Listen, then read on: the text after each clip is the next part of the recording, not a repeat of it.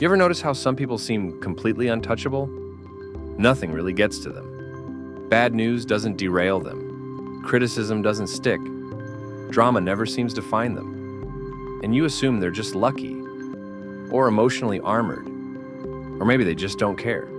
But that's not what's happening. What if becoming someone who isn't affected by outside forces has nothing to do with building walls or pretending nothing matters? What if it comes from understanding one simple truth? Right now, you're probably living like a pinball. Every comment, every look, every situation sends you bouncing in a new direction. Someone says something slightly off, and your mood shifts. Someone's distant, and your mind fills in the gaps. Your peace depends on things you can't control, and it's exhausting, that constant alertness, always scanning for the next thing that might throw you off balance. But here's what's actually happening. You're not reacting to life itself. You're reacting to the meaning your mind attaches to what happens. And most of that meaning didn't come from truth. It came from conditioning, old wounds, and stories you learned long before you were aware you were learning them. Today isn't about fighting that system or pretending it doesn't exist. It's about seeing it clearly enough that it no longer runs you. What's really happening beneath all of this is much simpler and much more subtle than most people realize. You are not reacting to life as it unfolds. You are reacting to the meaning your mind assigns to what unfolds. And because this process happens almost instantly, it feels as if the reaction is coming from the event itself, when in reality, it's coming from an internal interpretation layered on top of it. Someone doesn't respond to a message. On the surface, nothing has actually happened beyond the absence of a reply. But in that absence, your mind steps in and completes the picture. It fills the gap with assumptions shaped by memory, fear, and expectation. What could have remained neutral becomes charged, not because of the situation, but because of the story that attaches itself to it. This mechanism repeats itself constantly. A missed opportunity begins to feel like a verdict on your ability. A change in someone's behavior starts to feel like evidence of disconnection. A single moment becomes part of a larger narrative about who you are and how life treats you. The important thing to notice is that none of this meaning exists in the event itself. Meaning is something added after the fact, almost always without your conscious participation. It comes from old emotional imprints, learned responses, and patterns that were formed long before you had the awareness to question them. Because these interpretations have been running for so long, they no longer feel like interpretations. They feel like reality. And once that happens, you don't just experience situations, you experience yourself through them. Each reaction reinforces a familiar self-image, and that image quietly guides how you move through the world. What makes this particularly difficult to see is that the event itself is often brief. It passes quickly. The moment ends.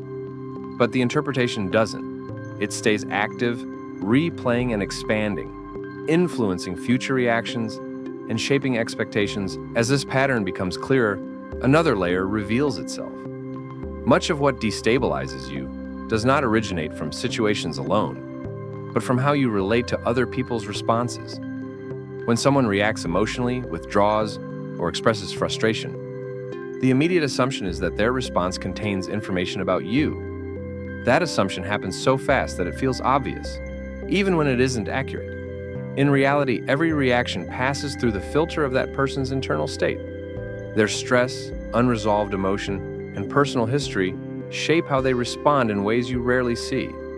But instead of recognizing this, you absorb the reaction and begin adjusting yourself around it, treating their internal experience as something you need to manage or correct. Over time, this creates a constant state of internal vigilance. You start monitoring yourself, anticipating reactions, and subtly modifying your behavior to avoid discomfort or maintain connection. This isn't done consciously. It develops gradually as a way of staying oriented within social environments. The cost of this adaptation is internal stability. Each adjustment pulls attention away from your own center and places it somewhere external. Validation begins to replace self-trust, and approval quietly becomes a reference point for how you measure yourself.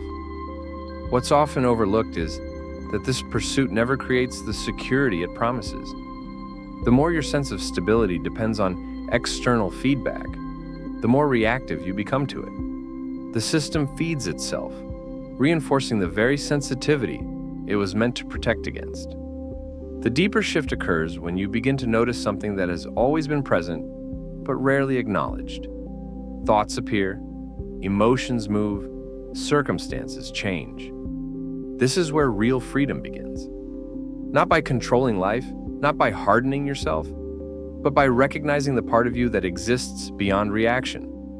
You don't become unaffected by building defenses.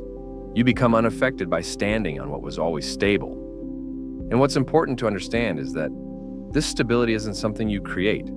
It's something you stop abandoning. It's what remains when you no longer hand your attention over to every passing thought, every emotional surge, every external signal demanding interpretation. When you stop confusing movement with meaning, something settles naturally. From this place, experience continues, but it no longer fragments you. Situations arise, interactions unfold, emotions register. Yet none of it requires you to leave yourself to respond. You begin to notice that the urge to react was never about necessity. It was about habit, a learned reflex that once served a purpose, but no longer needs to run unchecked. As this recognition stabilizes, effort drops away. There's nothing to manage, nothing to correct, nothing to prove. Responses become quieter, more precise, because they're no longer driven by the need to protect an identity or maintain equilibrium through external means. They arise from presence, not defense. And once that clicks, you don't need to force anything. You stop being pulled. You stop being knocked around. You move differently. Not because life changed, but because you did. What once felt destabilizing now registers as information, not instruction. If something in this felt familiar, if it landed in a way it wouldn't have before, that's not an accident. It's a sign that recognition has already begun. You're not the same person who started watching this, and you don't have to be ever again. Before you move on from this, it's worth pausing to recognize what has actually been pointed to here. Nothing new was added to you. No technique was given to fix yourself. What shifted was the direction of attention, away from constant interpretation and back toward the part of you that was never reacting in the first place. This is why the change described here doesn't rely on effort. Effort belongs to the mind, trying to manage experience.